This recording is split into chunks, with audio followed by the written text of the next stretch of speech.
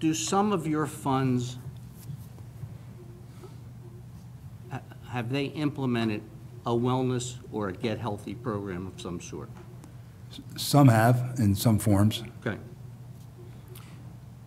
And would I be correct that some are fairly, I don't want to characterize, that some do not require a change in behavior in order to get whatever the benefit of participation is?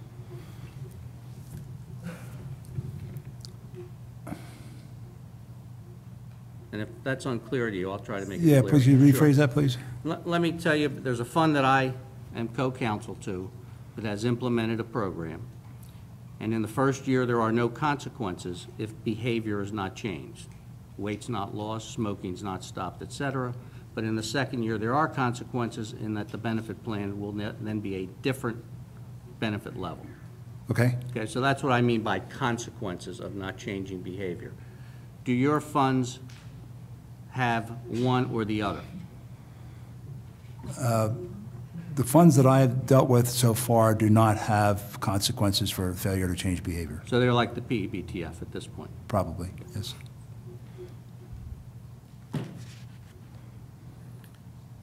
How far back do these programs, now, and that's separate from a disease management program. I want to make that clear. The PEBTF has a disease management program that I am not including in the questions that I just asked you. Okay? I'm assuming your funds, many of them have a disease management program as well. Yes. Okay. How far back do these programs go with some of your clients? I would say they got, probably 15, 20 years. Okay. They got popular with the Managed Competition Initiative of the Clinton administration.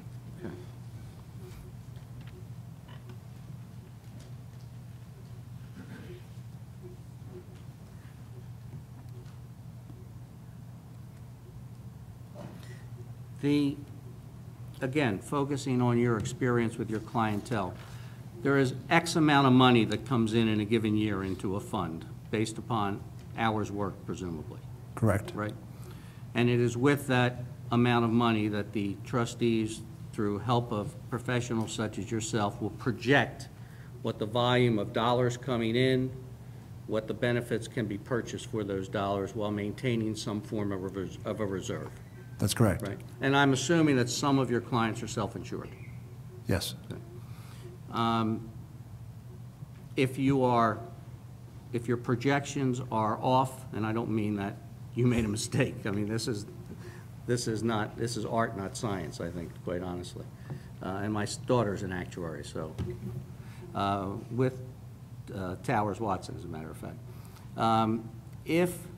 If the projections are off and the revenue falls short, there are consequences. Sure. Now, the reserves may be sufficient that those consequences can be ignored, and hopefully the projections are more correct in subsequent years. True? Yes. If the utilization or the experience is worse than projected, then the costs are higher than expected. Correct. And there are consequences. If in fact would you say that if contributions were off 10%, that would be significant to your clients? If contributions were off 10%? Yeah. Yes. That would be significant. The total amount that is contributed by the employees to PEBTF is about 10%. So that would be a significant fall off if it were to go to zero. Other things being equal, yes. Well, when you couple that with a Commonwealth that has a $4 billion shortfall, there's no place to make that up. So that would certainly be significant, would it not?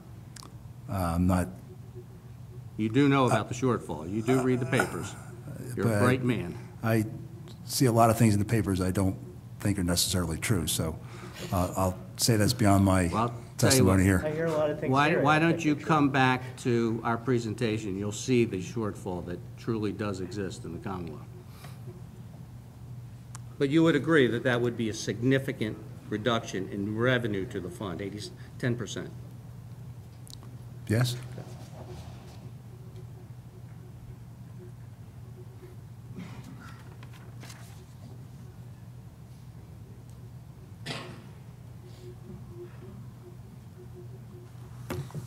now going, again, back to the Highmark, the first Highmark study that you talked about.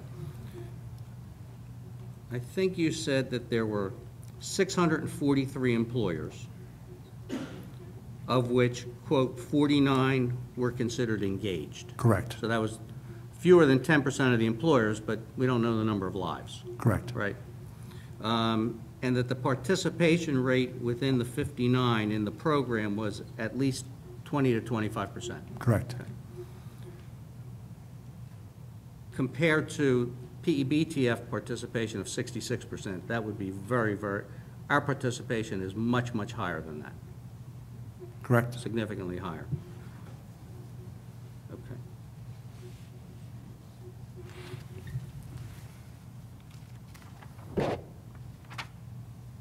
I have no further question. Thanks, Jim. Any questions from the Commonwealth? Few. Weren't those the questions from the Commonwealth? No, that was from the Commonwealth appointed arbitrator.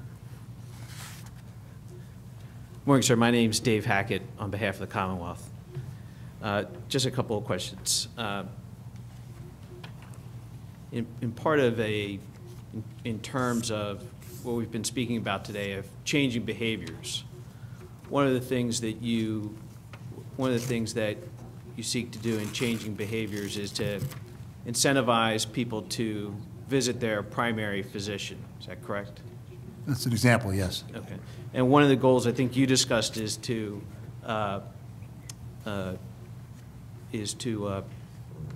prevent the number of emergency room visits is one of the things that people seek to address in their plans and to reduce their costs, the number of emergency room visits. Reduce the incidence. I would say, sometimes you have to go to the emergency room. Right. Yeah, right. but to reduce the incidence, if to the extent right. you can, yes. So, wouldn't there be an example of an incident in which a copay would be an incentive, would help change behaviors and reduce costs would be if you had a high copayment for an emergency room visit that would be waived if the person had to be, was then hospitalized as a result of that emergency room visit. Wouldn't that be a way to help change behaviors, make sure that that person visits their primary care physician and is only going to the emergency room when necessary? I think that's true, but I think it would have to be couched with, as a primary care physician, is it free? Is it expensive? I mean, a lot of it depends on the relative cost. Right. Okay. And you would agree with me that part of the goal of the wellness program is to manage the increasing costs of healthcare inflation. It's not going to make healthcare inflation go away. I mean, I think you provide the example in your Highmark report that it was rather than a 46% increase, there was a 30% increase. So costs are we still project healthcare costs to go up for all employers and employees, but having a good wellness program simply will help mitigate the costs. That was the case in the Highmark study, which I thought was a fairly modest wellness program. There was no incentives that I could see to get people to participate. Okay. And is it your position that a wellness program can prevent costs from increasing for an employer in healthcare?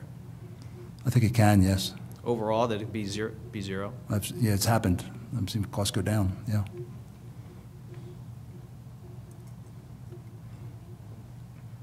I don't have any further questions.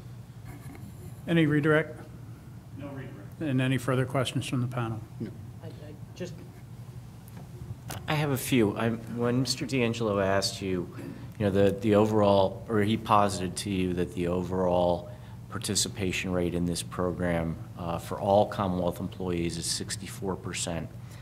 And he said in this unit it's only 43, which is a dramatic difference, obviously.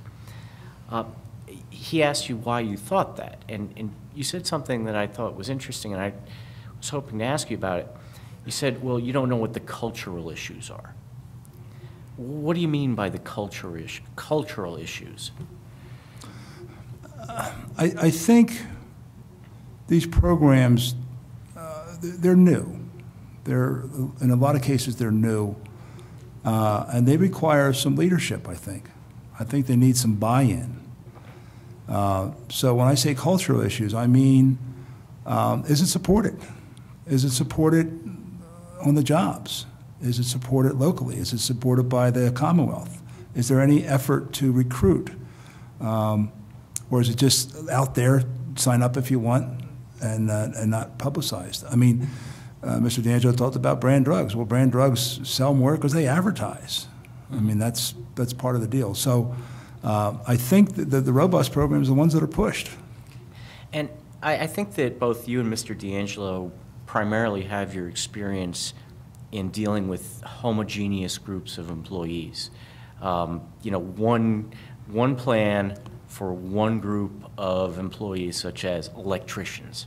Correct. Or construction workers. Correct. And with that homogeneous aspect, they generally, you know, like people tend to think alike, don't they? Yes. Okay.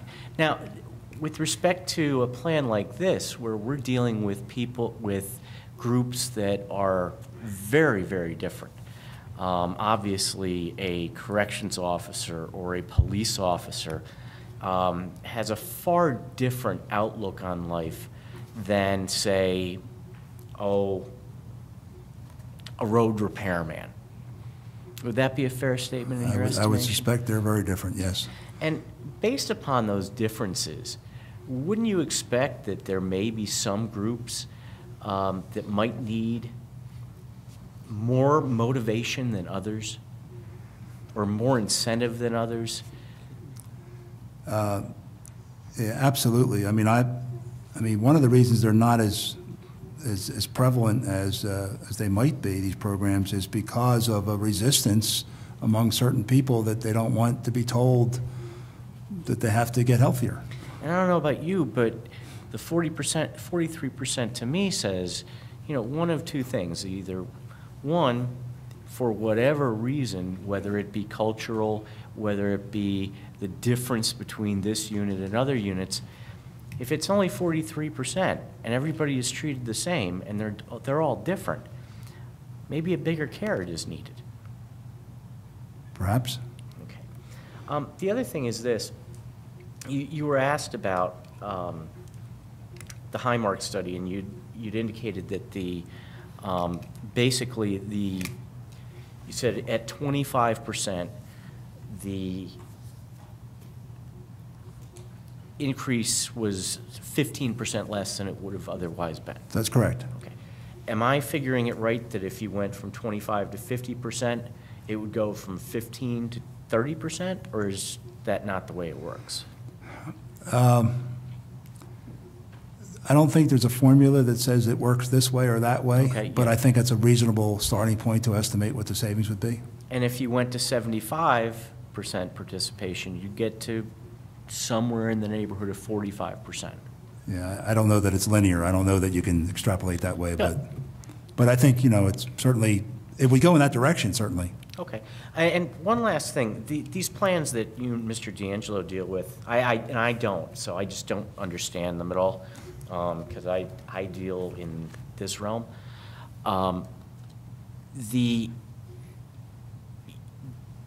You have trust funds that are made up of equal number of management representatives and each number of labor representatives. Correct. Are there any plans that you're familiar with where you've got you've got several unions in the same plan, several trustees from several different unions? The only thing I have close to it is different locals of the same industry. Okay. So I don't have separate